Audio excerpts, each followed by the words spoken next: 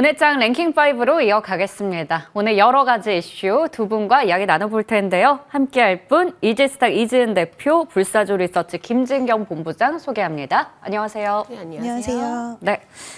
먼저 저희 반도체 이야기 바로 들어가겠습니다. SK 하이닉스의 실적 발표 하루 앞두고 있는 상황에서 꽃길에 대한 전망은 예전부터 우리 다 아는 겁니다. 오늘 그래서인지 SK 하이닉스 밸류체인 관련 장비주의 흐름도 좋은데 삼성전자 이야기를 먼저 해봐야 될 것 같은 게 벌써 2% 정도 올라왔네요.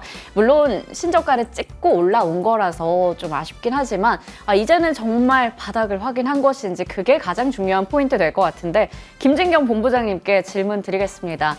삼성전자가 오늘도 신저가를 찍으면서 이건 정말 희망이 없나? 더 빠지는 건가? 이런 좀 걱정이 됐었는데 그쯤 되니까 또 외국인들이 들어오더라고요. 이제는 외국인들이 사도 된다라고 마음을 먹은 것인지 2% 정도 올라오고 있습니다. 어떻게 해석하면 좋을까요? 네, 일단은 현재의 경우는 물론 상승 흐름을 보여지고 있지만은 이제 현재를 기점으로 해서 반등이 시작이 된다라고까지는 아직 장담을 할 수는 없는 상황인 것 같습니다.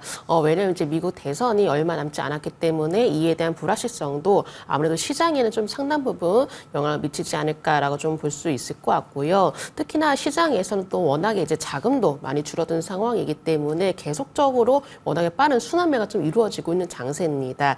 그렇기 때문에 삼성전자가 오늘 기점을 해서 반등이 시작이 된다. 이 부분에 대해서는 조금 더 다소간 지켜봐야 되지 않나라고 봐야 될 것 같고 오늘의 경우에는 뭔가 좀 과매도 구간이라고 좀 판단이 되면서 어느 정도 또 매수에 나선 것으로 보여지고 있는데요. 다만 뭔가 추세적인 반등세를 이어나가기까지는 조금 더 어느 정도의 좀 강한 매수세가 좀 유입이 되어야 되지 않나라고 생각을 해볼 수 있을 것 같고요. 그동안에 워낙에 이제 주가의 상당 부분 우려감도 많이 반영이 되었고 그만큼 많이 하락세를 좀 보였기 때문에 이런 부분들에 대해서는 어느 정도 반영을 한 것으로는 좀 보여지지만은 아직까지 시장 자체 분위기로 봤을 때는 뭔가 시장 자체가 뚜렷한 방향성을 찾기도 어렵고 그렇다고 해서 이렇게 좀 대형주들이 뭔가 확실하게 시장을 좀 이끌어낼 수 있는 그런 모습을 보여지고 있는 상황 아니기 때문에 오히려 삼성전자의 경우는 뭔가 추가적인 하락은 제한적일 수는 있겠지만은 좀 더 추세적인 반등 시점에 대해서는 조금 더 유심히 살펴보자라는 점을 말씀을 드려보도록 하겠습니다. 네. 아직까지는 우리 너무 기대하기보다는 좀 더 유심히 봐야 된다라는 의견 주셨습니다. 그래도 외국인들이 일단 삼성전자 오늘 좀 매수를 좀 해주면서 그 매수세가 계속 이어지고 있거든요. 59,000원 선 회복이 일단 나오고 있긴 한데 일단 좀 더 지켜봐야겠죠. 그러면 SK 하이닉스로 넘어가 볼게요. 내일 실적 발표입니다. 실적이 잘 나오면 정말 그 이전의 고점까지 다시 한번 트라이가 가능할지 그게 가장 궁금하고요. 현재는 193,900원. 오히려 반면에 세론이 되면서 갑자기 또 이게 차익 물량이 나오면서 밸류체인까지 다 빠지는 거 아닐까? 어떻게 봐야 될까요? 만약 잘 나온다 이쪽에 한 표를 던진다면 이지은 대표님 오늘 같은 장에서 좀 더 담아야 되는 것인지 어떤 쪽이세요? 저는 사실 세론으로 보고 있기보다는 좀 더 긍정적으로 생각을 하고 있는데요. 이제 그 이유는 여러 가지 요인들이 있겠지만 지금 엔비디아 관련돼서는 계속해서 훈풍을 지속하고 있는 그런 모습이고 사실 기술력적인 부분에서 아직까지 삼성전자가 이제 추격을 잘 하지 못하다 보니까 독주 체계를 계속 이어가고 있는 그런 상황입니다. 그리고 어저께 SK 하이닉스 쪽에서도 이야기한 부분이 이제 결국에는 HBM 관련돼서 올해뿐만 아니라 내년에도 기대할 수 있는 부분이 있고 지금 블랙엘 같은 경우에 좀 시기가 미뤄졌었잖아요. 네. 그 부분에 있어서도 생산 차질이 없이 HBM3 이 12단의 부분들도 스케줄에 대한 무리가 없이 그대로 잘 진행이 된다는 이야기를 다시 한번 상기시켜줬고 그렇게 되다 보면 4분기에는 그 실적이 반영이 되게 된다라고 한다면 3분기뿐만 아니라 다음 분기까지도 기대할 수 있는 요인이 충분히 좀 있다라고 생각을 하고 있고요. 지금 CX에 관련돼서도 어제 좀 언급이 있었는데 이제 차세대 또 메모리 반도체에 대한 준비들도 탄탄히 하고 있고 이 부분에 따라서 또 먹거리적인 측면에서도 시장에서는 좀 반갑게 볼 수 있는 그런 포인트들이 분명히 존재를 한다라고 생각을 하고 있고 수급적인 측면에서도 상당히 좀 삼성전자와는 비교되는 모습이긴 한데 이번에 20만 원 기점 돌파가 굉장히 중요한 가격대라고 생각을 하는데 저는 일단 긍정적으로 좀 보고 있고요. 그리고 관련해서 지금 중국 업체나 이런 우리가 범용 레거시 반도체에 대해서는 약간은 보수적인 의견을 이야기하기는 하더라고요. 근데 그렇게 되다 보면 오히려 삼성전자 쪽이 더 좀 어려워질 수 있는 부분들도 존재를 한다라고 생각을 하는데 그럼에도 불구하고 오늘 삼성전자가 외국인의 매수세가 어느 정도 물론 장 막판까지 유지는 돼야 되긴 하겠지만 이러한 기조가 나오고 있다라는 부분은 그동안 한국 반도체 기업들이 해외 반도체 기업들에 대비해서 현저히 너무 많이 빠진 구간이 꽤 길어졌기 때문에 이제는 좀 반등 시그널에 대한 부분이 나타난다고 봤을 때는 지금 시기적으로 여러 가지 속도적인 측면이나 이런 걸로 봤을 때 SK 하이닉스가 좀 더 탄력도가 있을 거라고 생각을 하고 있어서 이번에는 조금은 강한 모습이 세론보다는 그래도 네. 예전의 시세를 바로 되찾는 건 어려울 수는 있겠지만 그래도 어느 정도의 이 상승 시세는 SK 하이닉스는 이어갈 수 있지 않을까라고 생각을 합니다. 네. 세론보다는 시세가 이어지는 부분, 그게 우리가 그리는 이상적인 그림이죠. 그렇게 좀 시세가 잘 나면서 다시 전고점까지 쭉쭉 가줬으면 좋겠다라는 마음인데 일단 내일 실적 발표 이후에 추가적인 전략도 세워보겠습니다. 자, 그러면 SK 하이닉스와 함께 또 묶어서 볼 수 있는 대표적인 종목인데 개별 종목으로 한번 볼게요. 이수페타시스입니다. 오늘 장 초반에 굉장히 또 탄력적인 모습 보여주면서 6%가 넘는 강세를 보이며 46,400원을 찍고 현재도 45,850원 여기서 이제 왔다 갔다 하는데 김증현 본부장님 이 종목이 상당히 오랫동안 힘들었었거든요. 차트 흐름 보면 최근에 근데 다시 또 엔비디아 신고가 행진 그리고 SK 하이닉스 실적에 대한 기대감 속에 쭉쭉 올라왔습니다. 박스권의 상단을 찍은 것 같은데 일단 위치상으로 봤을 때요. 향후 주가 전망부터 보유하고 계신 분들 대응은 어떻게 하면 좋을지 궁금하네요. 네, 일단은 이제 동사만이 어떤 가지고 있는 기술력이라든지 경쟁력은 충분히 인정을 받았죠. 특히나 이제 MLB 쪽의 매출이 오늘 급성장했기 때문에 이런 부분들도 실적 개선에 대한 기대감이 또 주가를 견인하는 모습 보이기도 했었고요. 워낙에 수요도 폭발적으로 좀 증가를 하고 있는 상황이기 때문에 이런 실적적인 면에서는 충분히 좀 기대를 할 만한 요인들은 좀 남아 있는 것 같습니다.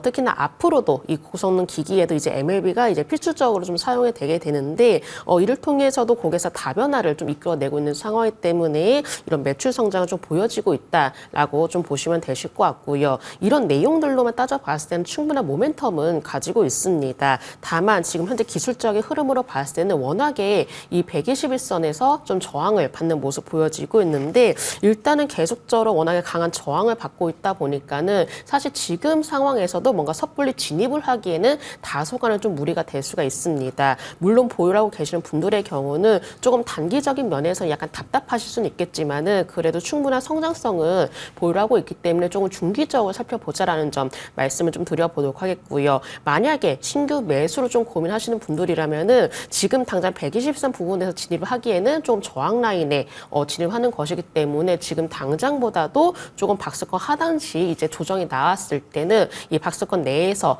매매를 하시는 전략 말씀드려보도록 하겠고요. 만약에 이 120선 부근 한 46,000원, 47,000원 강하게 돌파를 하면서 또 수급도 유입이 되는 모습이 확인이 된다면은 오히려 차라리는 이제 저항 라인을 강하게 돌파를 하는 모습을 확인을 하신 다음에 진입하시는 것도 큰 무리는 아니다라고 판단되기 때문에 지금 당장보다도 조정시나 아니면은 혹은 또 박스권 상단부를 강하게 돌파를 했을 경우에 수급적인 부분도 확인하시면서 매수 타이밍을 잡아보시는 전략이 필요하실 것 같습니다. 네, 보유자와 신규 진입 나눠서 이렇게 전략을 세워봤습니다. 지금이 어떻게 보면 굉장히 중요한 또 저항선 라인에 와 있는 것 같네요. 박스권 안에서의 대응법에 대해서 저희 챙겨봤습니다. 자, 그러면 이어서 삼성바이오로직스 또 제약바이오 이야기 해볼 텐데 오늘 3분기 성적표가 나올 예정입니다. 실적에 대한 기대감 역시나 있습니다. 거기다가 최근에 증권가에서 목표주가 계속 올려잡고 있어요. 얼마 전에 BNK 쪽에서 130만 원 제시해서 깜짝 놀랐는데 미래에셋증권에서 135만 원 제시했더라고요. 오늘도 0.4% 가까이 올라가고 있고 어제 신고가 찍은 종목이죠. 자, 실적 잘 나온다면 주가는 더 올라갈 수 있을까? 이재은 대표님, 사실은 뭐 130만 원, 135만 원, 뭐 140만 원 되게 현실성 없다 생각했는데 이대로 간다면 가능하지 않을까 이런 기대감 있거든요. 어떻게 보세요? 저는 일단 굉장히 긍정적으로 보고 네, 있는데 네. 최근에 굉장히 큰 또 빅수주를 또 만들어내기도 어제였죠. 네. 했기도 했는데 1.7조 규모였기 때문에 규모도 상당히 큰 규모였고 지금 아마 실적 발표가 보통 통상 한 3시 30분에서 50분 사이에 나오더라고요. 물론 그 결과치를 지켜봐야 되게 하겠지만 지금 관련돼서 이제 실적에 대해서 완전 긍정적으로 보지 않는 부분도 있기는 합니다. 자회사 쪽으로의 이제 마일스톤이 이제 네. 반영이 좀 부재할 수 있다. 그래서 그게 다음 분기에 반영될 수 있다라는 부분, 뭐 이런 것들이 있기는 하지만 전반적으로 지금 시장에서 보는 부분은 계속해서 가동률이 올라가고 있고 공장이 네. 그리고 선수주를 받고 있는 움직임이 나오기 때문에 지금 팔공장까지도 이야기가 나오는 상황에서 공장들이 선수주를 계속 받게 되면은 수주에 관련돼서는 계속 쌓아갈 수 있는 부분이 있기 때문에 그 부분의 시장에서는 오히려 먼 미래 가치로 봤을 때도 지금 이게 끊기는 게 아니라 향후에 더 기대할 수 있을 만한 그런 포인트가 있다는 것에 시장은 더 기대하는 모습이 확실히 있는 것 같고요. 오늘 전반적으로 제약바이오 기업들의 살짝 차익 실현 좀 물량이 나오고 있기는 하지만 그럼에도 불구하고 삼성바이오로직스는 오히려 견고한 흐름을 저는 보여주고 있다라고 보고 있고 보통 이런 분위기가 연출이 되었을 때 실적 발표를 앞두고 있으면 그 전에는 이제 불안 심리가 좀 작용되는 경우가 제약바이오들은 상당히 좀 많이 있는 경우들이 있었는데 지금은 실적 발표를 앞두고 오히려 기대감적인 측면으로 주가 흐름이 잘 버텨주고 있다는 것은 그만큼 이 기업이 지금까지 걸어온 길과 앞으로의 이런 행보에 대한 그런 기대감적인 측면들이 투자자들의 심리에서도 확실히 반영이 되고 있다라고 보고 있고요. 오늘 전반적으로 제약바이오 기업들 중에는 이제 일부 좀 차익 실현의 물량이 나오는 기업들도 좀 상당히 있기는 하지만 저는 일단 일시적으로 좀 조정이라고 생각을 하고 대장주격인 삼성바이오로직스는 여전히 보유 관점으로 보셔도 된다라고 생각을 하고 있고 보유하신 분들은 그리고 글로벌 제약사 20개 중에 16곳을 또 고객사로 품고 있는 만큼 앞으로 기대할 수 있는 수주들도 충분히 열려 있다라고 판단하고 있고요. 긍정적으로 좀 지켜보셔도 될 것 같습니다. 네, 증권사의 의견과 마찬가지로 긍정적인 관점에서 봐주셨습니다. 오늘 실적 발표 나오고 나서 어떻게 될지 궁금해집니다. 자, 그러면 이번에는 테마에 대한 이야기 좀 해볼게요. 진단 플랫폼 쪽도 시세가 좀 나고 있는데 나노엔텍, 뭐 수젠텍 이런 쪽들이 움직임이 나타나지만 역시나 또 테마 이슈성 때문인지 윗꼬리는 달려있긴 합니다. 종목별로 엇갈리는 흐름도 있는 것 같고요.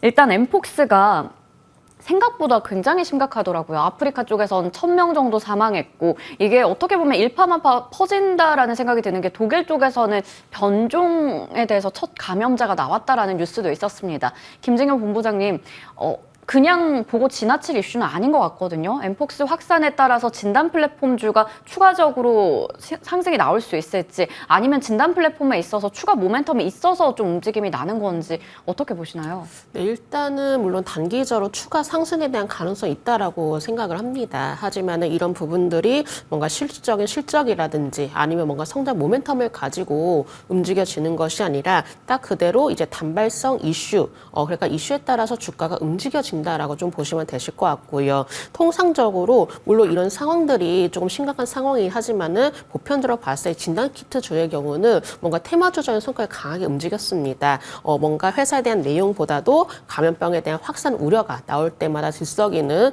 모습을 보였었고요. 그렇기 때문에 뭔가 개별적인 호재보다도 분위기에 좀 민감한 부분이기 때문에 오히려 이런 부분들이 물론 뉴스에 따라서 주가 움직여질 수는 있겠지만은 회사 자체에 대한 모멘텀보다도 뭔가 좀 단발성으로 테마주적으로 그칠 가능성도 높다라는 점도 한번 참고를 해주시면 좋으실 것 같고요. 특히나 사실 이제 진단키트 관련주의 경우는 뭔가 실질적인 매출이 없어도 이 관련주를 묶였다 하면은 또 주가 들썩들썩하고 또 그만큼 장저의 변동성도 확대가 되는 모습 보여지고 있기 때문에 뭔가 추세적인 상승을 기대한다라기보다도 좀 단발성 이슈로 움직이는 경우가 많아서 꼭 단기 트레이딩 관점으로만 대응을 하시는 전략이 필요하실 것 같습니다. 네. 단기 트레이딩 관점에서 대응을 하자 이렇게 말씀해 주셨네요. 자, 그러면 비만 쪽은 좀 다를까요? 주가 흐름을 본다면 차별화가 뚜렷하게 나타나는 섹터이기도 합니다. 대응 전략이 좀 궁금해요. 보유자 분들도 분명히 계실 거고 또 신규 진입 노리는 분들도 계실 텐데 아이큐어가 상한가에 들어있긴 한데 이건 또 개별 이슈가 있었죠. 셀트리온 측과 함께 도네페질 패치 공급 계약 체결 소식. 그거 제외하고 지금 비만 치료제 테마를 본다면 어떤 대응이 좋을까요? 여전히 위고비는 열풍이고 거기다가 고지혈증 치료제로 알려진 페노피브레이트도 최근에 관련주 시세가 대단합니다. 예전에 저희 비만 얘기 정말 많이 했었고 이진 대표님께서 그때 펩트론 정말 좋은 수익을 안겨줬던 기억이 있어요.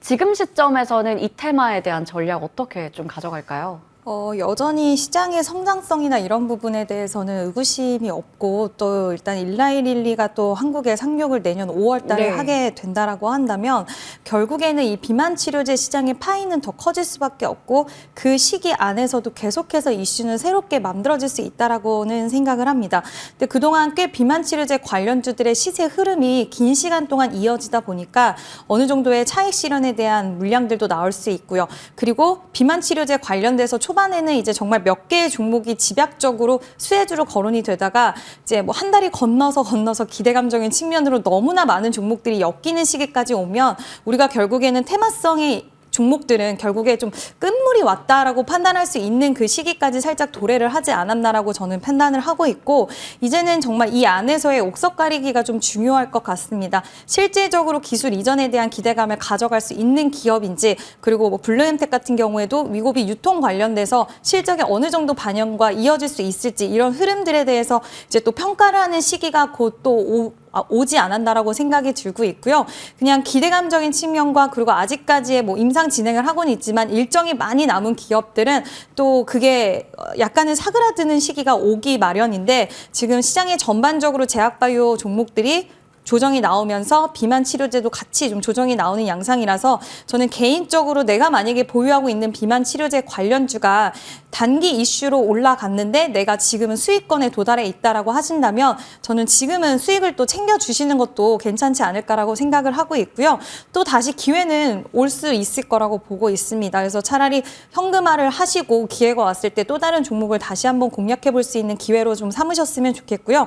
만약에 내가 지금 보유하고 있는 종목이 혹시 손실 중이다 하시는 분들은 일단 지금 약간은 위고비라는 그 테마 이슈 안에서의 움직임이 강하게 나왔기 때문에 어느 정도의 기술적으로 지지선을 혹시라도 이탈하거나 했을 때는 저는 비중을 조금은 줄여두시는 부분에 있어서도 염두를 해두셔야 되지 않을까라는 의견을 드리고 싶습니다. 네. 이게 위고비 열풍이라는 이슈라든지 중장기적인 관점에서 봤을 때 여전히 긍정적인 건 마찬가지지만 또 기술적으로 봤을 때 주가의 자리에 대해서 설명을 해주셨습니다. 그 부분 참고하셔서 대응하시면 좋을 것 같고요. 오늘 또 실적 발표 시즌이니만큼 계속 또 실적 나옵니다. LG 디스플레이 매출 전년 동기 대비해서 43%가량 증가했다고 하죠. 그리고 적자에 대한 우려가 좀 컸었는데 영업이익은 또 어떻게 나왔는지 체크해 봐야 될 것 같습니다.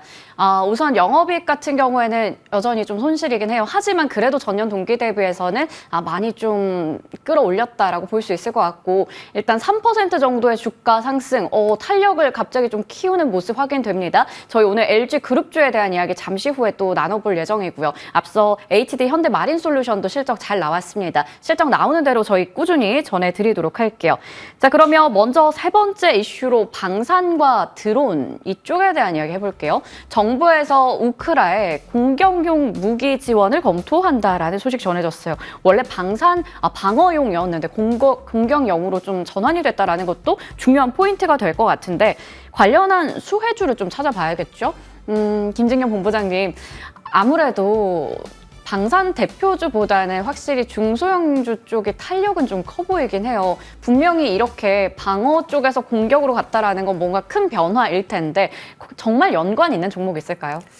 사실은 이제 방산주의 경우는 이 안에서 연관을 찾는다기보다도 전체적인 업종에 대한 분위기가 더욱더 지금 네네. 많이 좌우가 되고 있는 것 같습니다. 물론 LIG 넥슨의 경우 이제 천공에 대한 특별한 모멘텀이 있기 때문에 이 부분들이 많이 주목이 되긴 하지만은 여기에 이 외에도 현대로템이라든지 하나 에어로스페이스 보면은 거의 다 비슷하게 우상의 흐름으로 주가 상승 좀 이끌어 왔었거든요. 그렇기 때문에 방산주의 경우는 뭔가 좀 전체적인 업종에 대한 분위기에 따라서 이제 주가들의 움직임이 흘러간다라고 좀 보시면 되실 것 같고요. 일단 오늘의 경우 대체적으로 방산주도 쉬어가는 모습 보여지고 있습니다. 다만 계속적으로 이제 전쟁에 대한 이야기들이 많이 나오고 있는 상황이기 때문에 이런 부분들도 기대를 해볼 수 있겠지만은 또 어느 정도 좀 상당히 반영이 된 부분도 있습니다. 그렇기 때문에 주가도 한참 쉬어가는 모습이지 않나라고 좀 봐야 될 것 같고요. 물론 지금 당장의 어떤 시장 자체에 대한 방향성을 찾기는 어려울 수 있겠지만은 그래도 어느 정도 이제 수급이 그동안 오른 종목보다도 오늘의 경우 좀 하락한 종목들로 이동이 되는 모습이었기 때문에 그동안에 올라왔었던 방산주들도 마찬가지로 조금은 쉬어가는 모습이지 않나라고 판단해 볼 수 있을 것 같고 다만 방산주의 경우는 저는 지금도 충분히 오를 수 있는 계기는 있다라고 거라고 생각을 하고 있습니다. 특히나 물론 지금 당장으로서는 전쟁 리스크에 따른 우려감이 확대가 되고 있지만은 뭐 중동이라든지 유럽이라든지 이렇게 좀 글로벌 국가에서는 이 군사력 비용 증가가 더욱더 이 방산업계에서는 호재로 작용되지 않을까라고 볼 수 있을 것 같고요. 그렇기 때문에 앞으로도 이제 수주에 대한 기대거리들은 충분히 나오지 않을까라고 볼 수가 있을 것 같습니다. 그렇기 때문에 방산주의 경우 조금 중소형 방산주 그리고 대형 방산주 이렇게 좀 나누어서 보시면 좋으실 것 같은데 물론 중소형 방산주들의 경우는 어쩔 수 없이 성격상 좀 변동성이 크기도 합니다. 물론 이런 소식이 나올 때마다 들썩이는 모습 보여지긴 하지만 장주의 변동성이 나타나기 때문에 이런 부분들로 봐서 좀 단기적인 관점, 그러니까 기술적인 흐름을 이용해서 대응하시는 전략이 필요하다라고 판단을 하고 있고 대형 방산주의 경우는 또 다른 이제 수주에 따른 기대감이 워낙에 크게 작용이 될 가능성이 높기 때문에 오히려 조금은 조정이 나올 때마다 한 번씩 관심을 가져보자라는 점도 함께 말씀드리고 이 대형 방산주들의 경우는 지지 라인을 이탈하지 않는 한 조정이 나올 때마다 관심 가져보자라는 점 말씀드리도록 하겠습니다. 네, 이게 전체적인 좀 방산 섹터에 대한 분위기에 있어서 긍정으로 볼 수 있는 뉴스들이 최근에 많이 나오고 있는 것으로 보입니다. 그 측면에서 설명해 주셨어요. LIG 넥스원 같은 경우에도 이제 고점 찍고 오늘은 한 6% 넘게 조정 나오고 있는데 좋은 종목들 위주로 대응할 수 있는 전략 챙겨봤습니다. 자, 그러면 드론도 뉴스가 많아서요. 체크해 보도록 할게요.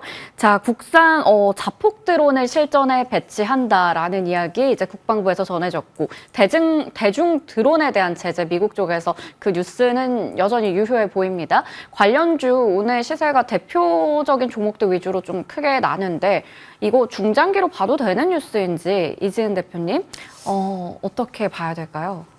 일단은 지금 방산 관련된 종목들의 시세 흐름이 굉장히 좋은 가운데 또 네. 다른 나라도 보면 그 드론 공격 많이 네, 하잖아요, 맞아요. 요즘에. 네. 그래서 관련된 종목들이 드론 관련주들이 최근에 살짝씩 움직임이 있기는 했었는데 또 오늘 국내에서 국산 자폭 드론 연내 실전 배치 소식이 나오면서 추가적인 상승을 좀 이어가는 모습을 보여줬는데요. 기존에 우리가 대형 방산주의 흐름과는 좀 별개로 보시는 게 맞지 않을까라고 생각이 드는 게 물론 드론 관련된 기술력을 좀 더 강화를 하고 이러한 움직임과 뭐 국산화에 대한 부분 이런 것들이 분명히 지금 필요한 부분이고 그렇게 각오는 있기는 하지만 실질적으로 지금 국내 방산 기업들은 해외에서 의 매출과 수주를 만들어내는 쪽 이제 대형주 위주로의 흐름이 이쪽 관련된 종목들을 보실 때 아직까지는 그쪽이 저는 유효하다라고 생각을 하고 있고요. 드론 관련된 종목들은 최근에 뭐 미국과의 협업 소식도 들려왔고 여러 가지 모멘텀들이 시기적으로 좀 같이 발생을 해서 그 시너지 효과가 누리고 있기는 하지만 이러한 부분들이 실적으로 연결고리가 당장 있는 것은 사실 아니라서 이 부분에 대한 시세의 연속성이나 이런 것들은 우리가 예측하지 못하는 시기에 연속적인 부분들이 또 꼬꾸라질 수 있다는 것을 꼭 염두를 해 두셔야 되는 시기라고 생각을 하고 있고요. 물론 드론 관련돼서 오늘 여러 가지 뭐 실전 배치에 대한 소식이나 이런 것들이 나오기는 했지만 저도 앞서서 말씀하신 것처럼 지금은 사실 대형 방산주들의 위주로의 흐름을 관련해서는 좀 계속 지켜보시는 게 맞지 않을까라고 생각을 하고 있고 드론은 신기술이고 앞으로 가져가야 될 기술력이긴 하긴 하겠지만 지금 당장 돈을 벌고 있는 기업들 위주로의 흐름을 지켜보자라는 이야기를 드리고 싶습니다. 네, 이쪽에서도 확실히 정말 실수혜주를 잘 골라봐야 될 것 같아요. 연관된 종목 중에서 정말로 거기서 이제 수익을 낼 수 있는지 그런 기업들 따져보자 이렇게 전략 챙겨봤습니다. 자, 네 번째 이슈 LG 디스플레이 조금 전에 실적 나왔죠. 적자폭 많이 줄인 것으로 확인됐습니다. 오늘 LG 그룹주 분위기가 괜찮아 보이는데 그 중심에는 LG전자가 있죠. 밸류업에 대한 이야기 좀 구체적으로 나왔습니다. 자사주 소각부터 자사주 추가 매입까지 여러 가지 이야기 좀 나오고 있는 가운데 와 10만 원을 다시 회복할 수 있을까 진짜 코앞에 두고 있는 상황이거든요. 장중에 터치하긴 했는데 지금은 99,600원 선에서 거래가 되고 있죠. 일단은 LG전자 이야기 해볼게요. 가전에 있어서 솔직히 너무 잘하는 쪽인데 주가 흐름만 봤을 땐 좀 아쉽거든요. 김진경 본부장님, 밸류업은 지금 시장에서 정말 좋아하는 재료가 아닐까라는 생각이 들어요. 추세를 좀 전환시킬 수 있을까요? 네. 일단은 이제 나온 이제 내용들로 봤을 때는 뭔가 이제 주가 추세를 그려 나갈 수 있을 만한 충분한 네, 내용이라고 저는 이제 판단이 됩니다. 2027년까지 ROE를 이제 10% 이상 높이겠다는 목표를 보여기도 했었고, 또 여기서도 이제 자산조 소각이라는 추가 매입 검토를 한다. 또 주주 환원 정책도 포함이 되어 있기 때문에 충분히 투자 심리에는 긍정적으로 작용되지 않을까라고 볼 수 있을 것 같고요. 또 이렇게 어느 정도 고점을 찍고 나서 또 최근에 주가도 하락세를 보였기 때문에 이제는 서서히 가격 메리트도 나타나고 있습니다. 여기서 이런 긍정적인 내용까지 더해지다 보니까는 LG전자의 경우는 어느 정도 좀 지지라인을 구축하면서 서서히 좀 반등을 그려 나갈 수 있을 만한 자리를 만들어 나가고 있다라는 점 말씀을 드려보도록 하겠고요. 특히나 지금의 경우는 워낙에 이제 시장 자체도 많이 좀 부진하기도 했었고, 또 그만큼의 좀 저평가된 종목들도 나오면서 또 여기서 과매도된 종목들에도 관심이 서서히 옮겨지고 있는 모습인데, LG전자도 마찬가지로 이 가격적인 메리트가 충분히 남아있기 때문에 지금부터는 LG전자가 충분히 반등을 그려 나갈 수 있는지 부분 살펴보시면 좋으실 것 같고, 이 밸류 공시 내용을 포함해서 워낙에 LG전자의 이제 가전 쪽이 또 강한 흐름을 보여지고 있죠. 가전에서도 충분히 해외 쪽에 대한 인기를 끌고 있고 그만큼 매출 성장도 기대가 되지만은 여기서도 전장에 대한 이슈들도 좀 더 추가적으로 나와주게 된다면은 그만큼의 LG전자가 또 다른 모멘텀이 생겨날 수가 있기 때문에 지금부터 LG전자에 대해서 우리가 서서히 관심을 가져볼 필요가 있다는 점 말씀을 드려보도록 하겠습니다. 네, 서서히 관심권에서 봐도 좋다라는 의견 주셨어요. 긍정적인 시각으로 바라보고 계신 것 같습니다. 자, 그러면 이번에는 LG 디스플레이와 이노텍 얘기해 볼 텐데, LG 디스플레이는 일단 적자는 예상대로 지속이 되지만 그래도 그 폭을 많이 줄였어요.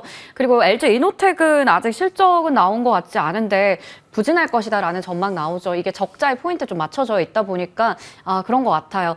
자, 그러면 이재은 대표님, 이쪽에 대한 전략 어떻게 세워야 될지. 디스플레이는 일단은 지금 3%가 넘는 강세를 나타내고 있는 구간입니다. 실적에 따라서 움직임이 바로바로 좀 반영되고 있는 것 같거든요. 장기적으로는 저는 충분히 보셔도 되지 않을까라고 생각은 하고 있는데, 네. 지금 전방 수요 둔화가 장기화가 되다 보니 결국에는 이 두 회사의 실적 부진은 우리가 지속되는 것에 대해서는 이미 좀 체크하고 있는 부분이었는데, 원래 안 좋은 부분에 대해서 업황이 계속 눌려있는 상황에서 어느 정도의 반등 시그널이 나오면 시장에서는 좀 반갑게 여겨지는 부분이기도 하기도 합니다. 그래서 저는 충분히 LG 디스플레이도 지금 가격대에서는 그래도 좀 볼만하지 않을까라고 생각은 하는데, 물론 이 종목들의 특성을 좀 가만히 생각을 해보면 굉장히 투자자들의 심리 자체가 눌려있고, 그리고 반등이 나오다가도 시원하게 반등이 나오기보다는 나오다 꺾여버리는 경우들이 상당히 많기 때문에, 이런 기업들의 특성을 봤을 때, 종목별로의 특성을 생각했을 때는 지금 바닥권에 있다라는 이유로 무리하게 비중을 많이 투자하시기에는 조금은 무리가 있을 수 있다라는 부분을 좀 먼저 말씀을 드리고 싶고요.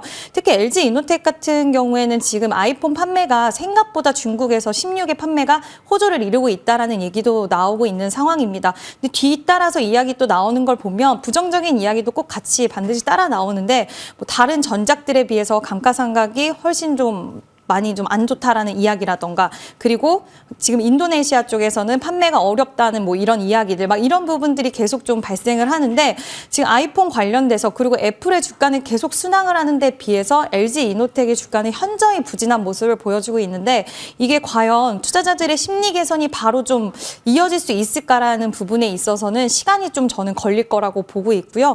이 완전의 주가 흐름이 완전 전환이 되고 분위기 반전을 하기 위해서는 지금의 이런 부분 정도로는 좀 부족하지 않을까라고 생각이 들어서, 앞으로의 좀 이런 고난과 이런 시기적인 측면들이 많이 발생할 수 있다라는 전제 하에 내가 진짜 향후를 보고 모아간다라는 부분에 있어서는 가격 메리트는 분명히 존재하긴 하겠지만, 아까도 말씀드린 대로 기업의 특성의 움직임상 너무 한 번에 비중을 다 싫다가는 좀 답답한 흐름이 나올 수도 있다라는 거 염두에 두셨으면 좋겠습니다. 네, 차라리 말씀해 주신 것처럼 향후에 이제 서서히 나아지는 쪽에 우리가 가능성을 보면서 베팅한다면 너무나 매력적인 구간이다. 다만 이제 시간은 좀 걸릴 것으로 보인다라는 측면에서 설명해 주셨네요. 자, 마지막 이슈 점검해 보겠습니다. 오늘 또 하나 속보 전해졌었죠. 서울시에서 지상철도, 그러니까 우리 지하철 타고 가다가 위에 올라가서 가끔 그 한강 보이는 예쁜 구간들 있잖아요. 그런 지상철 전 구간을 이제 지하화를 하겠다라는 이야기 나왔습니다. 그게 아무래도 그 위쪽에 있는 부지들을 개발해야 되다 보니 이렇게 또 이야기가 나온 것 같은데, 오늘 이 얘기 나오니까 철도나 뭐 토목이나 건설, 시공했던 이력이 있는 쪽에 좀 부각을 받고 있어요. 자, 이거 단기 테마일지 김진경 본부장님께 질문 드리겠습니다. 단기일까요? 아니면 또 뭐 향후 몇 년 동안 공사, 뭐 수주 이런 뉴스 받아가면서 실적으로 이어질 수 있는 추세로 봐야 될까요? 네, 일단은 이제 오늘 이 뉴스가 나오면서 특수건설이 거의 대장주적인 역할을 하고 있고 그 외적으로 이제 다른 종목들도 좀 강세를 보여지고 있는데 저는 지금 당장에 놓고 봤을 때는 뭔가 정책에 대한 수혜 기대보다도 조금 단기 테마성이지 않나라고 좀 봐야 될 것 같습니다. 왜냐하면 이 부분이 어느 정도 진행이 된 것이 아니라 좀 계획에 대한 이야기가 나왔었고 사실 뭔가 이제 그 진행이 되게 된다면 여기에 대해서 실질적인 어떤 실적이라든지 이런 수혜 기대감도 조금 볼 수가 있을 텐데 사실 그런 부분도 아니고 뭔가 계획이 되었다라는 이슈가 나오면서 아무래도 관련주의 들썩이다 보니까는 지금의 경우는 테마주적인 성격이다라고 좀 보시면 되실 것 같고요. 워낙에 지금 이제 시장 자체에 대해서 뭔가 호재거리가 좀 많이 부족하다 보니까는 유독 이슈에 민감할 수밖에 없는 분위기이기도 합니다. 그렇기 때문에 물론 여러 가지 물론 기대가 실질적으로 좀 기대가 될 수 있는 종목들도 물론 있긴 하겠지만은 지금 당장만 놓고 봤을 때는 좀 테마주적인 성격이 강하다는 점을 참고를 해주시면 좋으실 것 같습니다. 지금은 또 테마적인 성격에서 말씀해 주셨어요. 이게 또 뭐 서울뿐만 아니라 뭐 부산부터 해서 몇 군데 쪽에서 선도 사업으로 일단 얘기 나오고 있긴 한데 또 결과까지 봐야 되고요. 경쟁은 또 치열하다라는 이야기도 있습니다. 꾸준히 봐야 되는 뉴스인 것 같아요. 일단은 단기 관점. 자, 그러면 오늘 오르는 이런 테마주 안에서 우크라 재건 묶인 쪽들도 있긴 한데 이거는 이중 모멘텀으로 봐도 될지 이지은 대표님 어떤 종목 좀 보세요? 저는 좀 분리해서 보고 있기는 한데. 이 두 가지 모멘텀은 따로 떼서. 네, 따로 네, 떼서 네. 보고 있기는 한데 사실 이 모멘텀이 붙고 나서 가장 강했던 거는 이제 특수건설이라는 네, 종목이 네. 강하게 움직이고 있는데 네. 오늘 거래량이 그래도 상당히 오랜만에 좀 지금 7월 말에 또 한번 들어왔다가 지금 오늘 좀 거래량이 상대적으로 많이 유입이 되면서 121선의 저항까지 돌파해주는 흐름들이 나와주고 있는데 보통 이런 저도 테마성이라고 생각을 하고 있고 이게 당장 이게 움직임이 나오는 게 아니라 지금 선도 사업으로 만약에 선정이 되면 2027년부터 사업 시행이 진행이 되는데 아직까지도 기간이 많이 남아있고 참여 기업이라든지 이런 구체화적인 부분들은 상당히 좀 시간이 오래 걸리기는 하지만 지금 이 이슈 관련돼서 재장주격으로 움직였던 종목이라고 한다면 내가 여기에 단기적으로 관점이 있다 하시면 특수건설 보시는 게 맞는 것 같고요.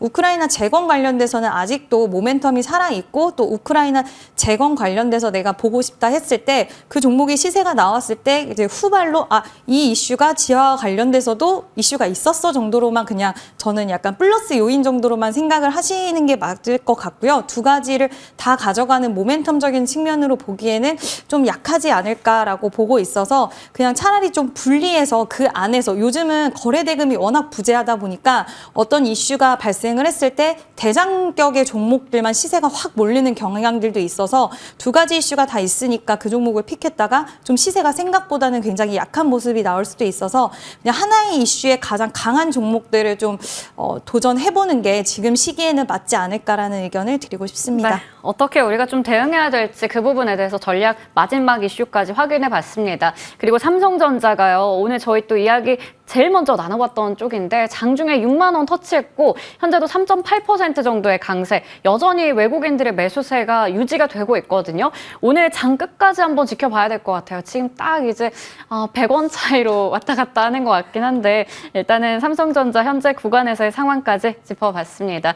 자, 오늘도 여러 가지 이야기들 두 분과 나눠봤네요. 지금까지 이지스탁 이지은 대표, 불사조 리서치 김진경 본부장과 함께했습니다. 고맙습니다. 감사합니다.